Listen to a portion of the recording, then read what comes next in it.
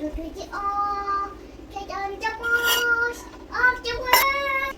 That we are the world of the cinnamon, peanut, pop, pop, pop. That was Abby singing, and Tony playing a piano.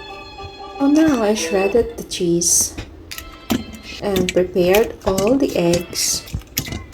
Sprinkle with some salt. I'm using rock salt and the magic syrup, and I'm using them properly. Melt the butter in cooking pan in low heat, and I'm doing this way to form the eggs. Sprinkle some cheese on top. I'm trying to fold the side of the eggs for a little bit. That way is easy for me to fold. And looks like. I'm continuing doing them the same way until done. This is my first time cooking this kind of omelette. I saw this in a breakfast bar at work actually. So when I taste them, I was thinking to try to make this.